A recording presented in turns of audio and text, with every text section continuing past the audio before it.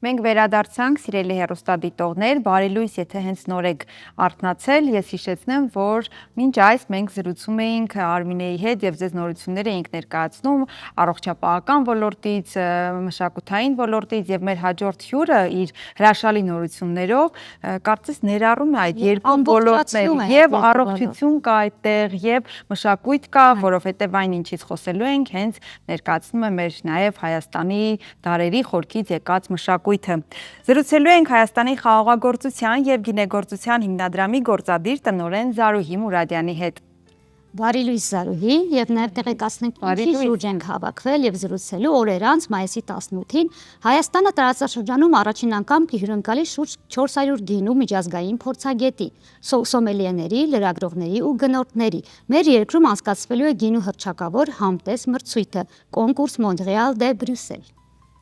Այ նորից ձեզ նորից տեսնել, այո, մեր նախորդ հանդիպմանը դուք մեզ խոստացաք, որ շատ հրաշալի նորություն է սպասվում Հայաստանի համար եւ անպայման կհյուրընկալվեք ու կպատմեք դրա մասին։ Այ մայիսի 18-ը արդեն ինչպես ասում են մեր քթի տակ է, պատմեք, տեսնենք թե ինչպես ենք կարողացել այդ բոլորին հրավիրել, համատեղել մեր երկնքի տակ։ Իսկապես մեծ ուրախությամբ եմ խոսում այս միջոցառման մասին, որովհետեւ երբ 4 տարի աշխատել ենք, որպեսզի կարողանանք հյուրընկալել աշխարհի ամենամեծ գինու միջազգային մրցույթը, որի հովանոցի տակ հավաքում է շուրջ 400 եւ ավելի փորձագետների, որոնք գալիս են տարբեր երկրներից։ Հայաստան կայցելեն ամփոփում ենք ցանկը շուրջ 400 փորձագետ 65 երկրից։ Ինչպես նշեցիք, հյուրերի ցանկում կան լրագրողներ, գինու փորձագետներ, գնորդներ, սոմելիեներ, դասախոսներ, ովքեր որ ներկայացնում են աշխարհի գինեգործական երկրները։ Սա մեզ համար շատ հրաշալի հնարավորություն էր ներկայացնելու առաջին հերթին Հայաստանը որպես գինեգործական երկիր եւ նաեւ հնարավորություն տալ մեր հյուրերին բացահայտելու Հայաստանը իր ամբողջ իր մշակութային արժեքով։ Մենք հետաքրքիր ծրագիր ենք մշակել, առաջի անգամ, որ մրցույթը Հայաստանում կտևի 5 օր, սովորաբար 4 օր է տևում եւ հիմնականում կենտրոնանում են համտեսի վրա, բայց մենք խնդրել ենք կազմակերպիչներին, որ մեզ համար հնարավորություն ընձեռեն, մենք հյուրընկալենք 1 օր ավել, որպեսզի մեր հյուրերին տանենք Վայոց ձոր եւ ցույց տանք աշխարհի ամենահին հնձանը գինու, որը շատ տպավորիչ է եւ իսկապես մենք շատ ենք խոսում դրա մասին, ներկայացնում միջազգային հարթակներում, բայց իրենք հնարավորություն կունենան այդ փորձառությունը ունենալ հենց Վայոց ձորում, իրենց աչքով տեսնել այն փաստը, որը խոսում է եւ վկայում է, որ Հայաստանն է գինու բնօրրանը, եւ շատ հետաքրքիր նաեւ ծրագրեր ենք մշակել գինու գործարաններում, հիմնականում այգիներում, որովհետև այգիներն են, որ մեզ դարձնում են առանձնահատուկ այդ հետաքրքիր տեղուհարները, խաղողի սորտերը, գենետիկորեն մաքուր տեղածին սորտերը եւ փորձել ենք նաեւ համադրել մշակութային ծրագրերի հետ, որպեսզի իրենք, քանի որ ես միշտ ասում եմ, որ գինին էմոցիա է, ստանան այդ դրական հետաքրքիր էմոցիաները եւ կարծում եմ այս այցից հետո իրենք կդառնան հայկական գինու դեսպանները, եւ կտարածեն Հայաստանի գինեգործության մասին եւ Հայաստանի մասին ամբողջ աշխարհում։ Սա մեր հիմնական նպատակն է եղել հյուրընկալելու այսքան ասեք հետաքրքիր է սովորաբար գինու համի հետ կապված ամեն պետության երկրին ըստ խաղողի տեսակի ինչ որ համ է բնորոշ, երբ հյուրերը գալիս են Հայաստան, ինչպիսի գինի են ուզում համտեսել, Հայաստանը ինչ գինի է նրանց առաջարկում։ Իրականում միշտ երբ որ իրեն գալիս են ու հարցեր են տալիս, միշտ այդ հարցը ինձ ուղղում են, որ սորտերին են նման ձեր սորտերը կամ ձեր ոճային գինիները, որ երկրի ոճին են ավելի նման։ Ես չեմ կարողանում այդ հարցին պատասխանեմ, որտեղ մենք իսկապես շատ յուրահատուկ ենք եւ յուրօրինակ, որովհետեւ մեր սորտերը ոչ միտեղ տարածված չեն եւ իսկապես իրենք համապատասխանում են մեր տերուարին, մեր հողին բնակլիմայական պայմաններին եւ երբ որ իրենք գալիս են, իրենք էլ հաճելի զարմանում են, որովհետեւ չեն սպասում ինչպիսի երկիր են այցելում, ինչ տեսակի գինիներ կհամտեսեն եւ այլն, որտեղ մեր գինիները դառնան մեզ համար դառնա այցեքարտ եւ հետաքրքիր նաեւ ինչպես անցած անգամ էլ ասում էի կինո զբոսաշրջության առումով հետաքրքիր ուղղություն է արդեն դռներ է բացում հա մեր զբոսաշրջիկների համար այդ անգլերեն շատ լավ բառ կա unexpected չեն ակնկալում չեն սպասում եւ հաճելի զարմանում են դրանով է նաեւ պայմանավորված որ կազմակերպիչները համաձայնեցին Հայաստանում կազմակերպել մրցույթը, որովհետև ինչպես իրենք են նշում, ոչ մի բանի հետ չես կարող համեմատել, ոչ մի երկրի հետ չես կարող համեմատել եւ դրանով իսկ նաեւ հետաքրքիր է դառնում։ Եվ ծրագիրն էլ այնպես ենք մշակել, որ իրենք հնարավորինս շատ բան տեսնեն ու բացահայտեն մեզ երկրում։ Զաննա որ երկրներից են գալու 400 մասնակ երկրից։ Իսկ հետաքրքիր է այդ երկրներից գոնե կիսով չափ երկրներում Հայաստանը ձեր գլխավորությամբ իհարկե ներկայացրել է մեր հայկական գինիները եղել են շատ վերջի տարիներին քանի որ մենք շատ ակտիվ ներկայացնում ենք հայկական գինիները միջազգային տարբեր հարթակներում նույն ցուցահանդեսներում շատ համտես մրցույթներին են մասնակցում մեր գինիները կարծում եմ դրանով էլ նաև պայմանավորված էր մեծ հետաքրքրությունը որովհետև օրինակ ինչպես կազմակերպիչներն են նշում 120 գնորդ, որը համաձայնել է գա Հայաստան եւ բացահայտելու, համտեսելու գինեգործների հետ հանդիպելու, այս բացառիկ նաեւ ձեռքբերում էր այսպես ասած նաեւ մեզ համար մենք նաեւ փորձում ենք այնպես անել, որ բացի նրանից, որ իրեն կան այցելեն գործարաններ, հնարավորություն ընձեռենք գինեգործներին բիզնես պայմանավորվածություններ ունենան, դրա համար B2B-ներ են կազմակերպել գինեգործների համար կարծում եմ, որ բացի նրանից, որ տպավորված կվերադառնան, հնարավոր է Այդ շատ հետաքրքիր կետ էր, որովհետև իհարկե հրաշալի է, որ կգան մեր հայկական գինին, հայկական խոհանոցի բացառիկ համեղագույն նմուշները կփորձեն, բայց արդյոք մեր երկրի համար դա նաև արդյունավետ կլինի արտահանման աշխարհագրությունը ընդլայնելու առումով։ Տեսեք հիմնականում նմանատիպ միջոցառումներ, որ անում ենք, մենք իրականում մեր նպատակը ոչ միայն հնարավորություն ընձեռելն է ընկերություններին բիզնես կապեր ձեռք բերելու արտահանման ուղղությամբ, նաև քանի որ միջազգային փորձագետներ են եւ իրենք համտեսում են գինիները, նաև դասին մասնագիտական կարծիք։ Դա շատ կարեւոր է, որովհետեւ եթե ընկերությունը ուզում է այդ շուկայում ներկայացված լինի, նա պետք է հասկանա ինչ տիպի, ինչ ոճի գինի պետք է արտադրի եւ ինչ գնային քաղաքականություն պետք է վարի, որպեսզի այդ երկրում հաջողի։ Դա շատ կարեւոր նաև համագործակցությունը փորձի փոխանակում կարող եմ ասել եւ լուսաբանելով, խոսելով Հայաստանի գինեգործության ու Հայաստանի մասին կարծում եմ ճանաչելիության առումով շատ լավ ձեռքբերում է, որովհետեւ դու ներկայացնում ես դրսում գինի, շատերը չգիտեն, որ Հայաստանը գինեգործական երկիր է եւ այս մարդկանց միջոցով իրենց կատարած լուսաբանումների, հրապարակումների միջոցով նաեւ ճանաչելիություն ենք բարձրացնում եւ քանի որ նաեւ ներգրավել ենք երիտասարդ մասնագետների ակտիվ աշխատել ենք համալսարանի մեր կրտսեր մասնագետների հետ, ուսանողների հետ, հենց համար եւս կլինի շատ հետաքրքիր փորձառություն աշխատել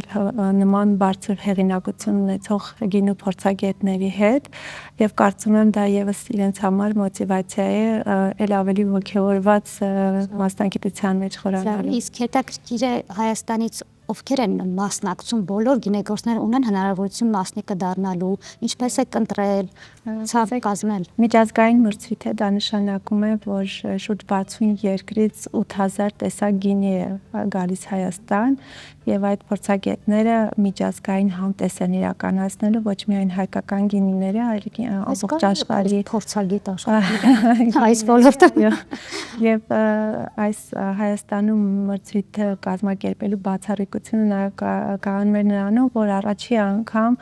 նաև փրփրուն գինիների համտեսն է լինելու Հայաստանում, սովորաբար իրենք ունեն փուլային համտեսներ, սպիտակ կարմիր, ամենամեծը դա սպիտակ եւ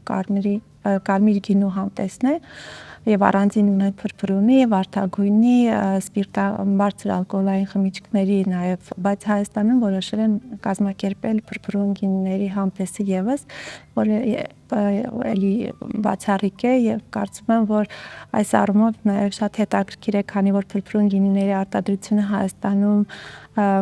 վերածնունդ է ապրում։ Գիտեք, ինչով է պայմանավորված։ Ուզում էի սպասեի, որպեսզի ավարտենք, բայց քանի որ միտքն է շարունակենք, ինչով է պայմանավորված։ Նախ շատ են գնում, շատ են օգտագործում փրփրուն արդեն վերջին շրջանում եւ շատ է արտադրվում։ Իրականում, տեսեք, Բայց այնքան էլ սպառված չէր մինչև վերջերս, չէ՞, հայկական գինեգործության։ Տեսեք, ընդհանուր գլոբալ աշխարհում գինիների սպառումը նվազում է, բայց փրփրուն գինիների սպառումը ավելանում է։ Մարդիկ նախընտրում են ավելի թեթև, զովացուցիչ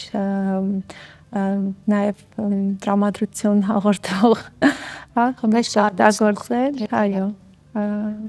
Դրա համար փրփրուն գինիների պահանջարկը տարի ավելանում է եւ շատ երկրներ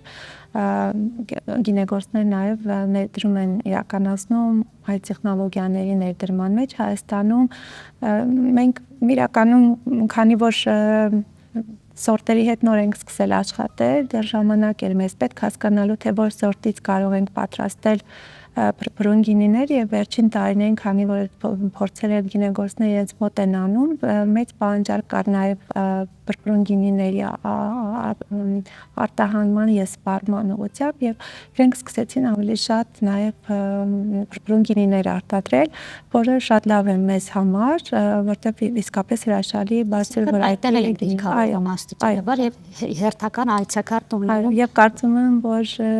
հետաքրքիր կլինի առաջի անգամ հայկական փրփրուն գինիներն էլ համտեսին կներկայացնեն եւ օրինակ ինձ համար շատ հետաքրքիր գնահատական կան սորտից է ստացվում։ Հիմնականում ավելի շատ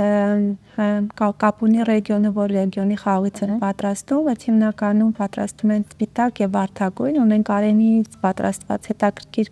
ոճային գինիներ փրփրուն եւ հիմնականում ոսկեհատ, կանգուն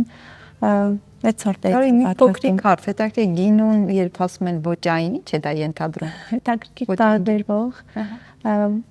համով թե շշի կառուցվածքով։ Նաեւ, որովհետեւ իրականում շատ նաեւ գնահատվում է մեր հետաքրքիր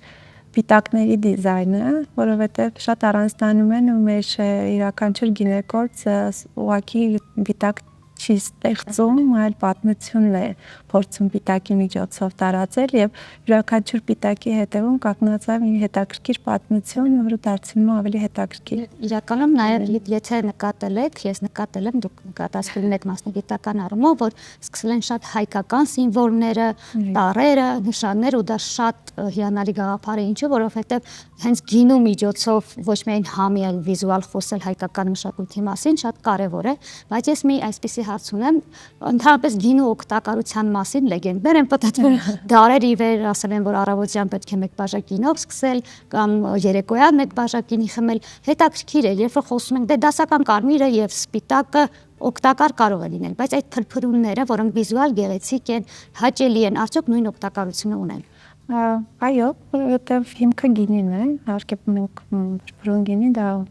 բնական ածխաթու գազով հագեցած գինի է, երկրորդային խմորման հետևանքով, այսինքն արհեստական ոչ մի ավելացված չէ,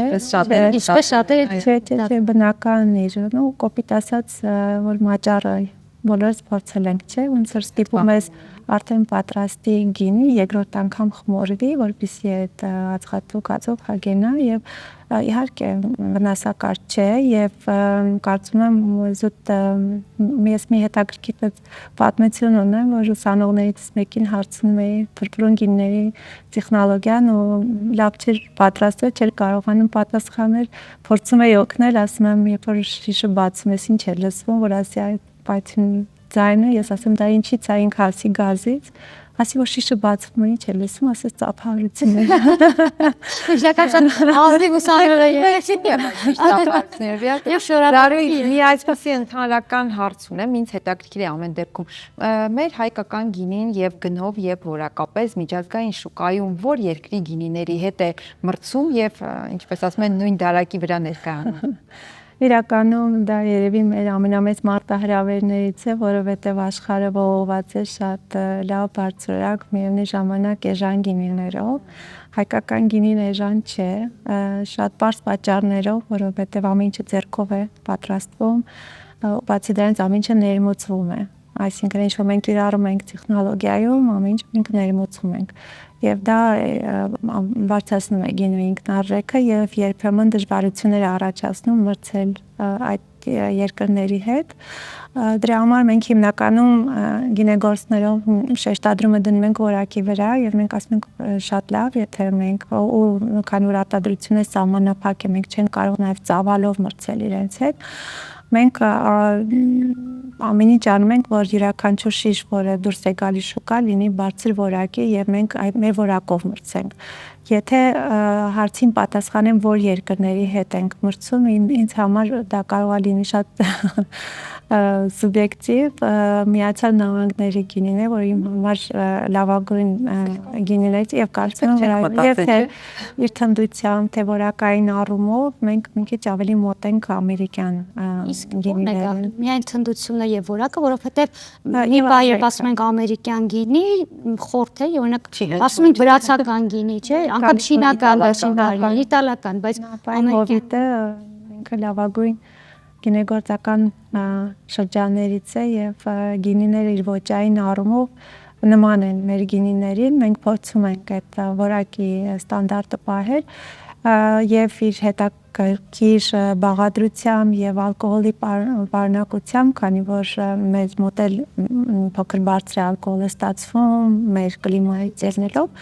կարծում եմ մենք մոտ ենք այդ ոճի գինիներին, բայց այստեղ մի հարց հավելեմ, հարցի շարունակություն, բայց երբ որ մենք գիտենք, որ մեր գինին թանկ է ու խանութում երբ գինու դարակներին նայում ենք, ֆրանսիական գինին ավելի էժան է վաճառվում, քան հայկականը։ Այդ դեպքում մենք ինչ ենք այդքան շատ արտահանում, երբ որ տեղում գնորդ հայկականը չի կարողանում գնից ելնելով օգտագործել։ Գիտեք, իրականում միգուցե ինքս հիմա ինձ հակասեմ այդ բառից համար թանկ հարաբերական մենք ենք կարող, այսինքն ոչ թե դուք եք գնահատում որ թանկ է, երբ որ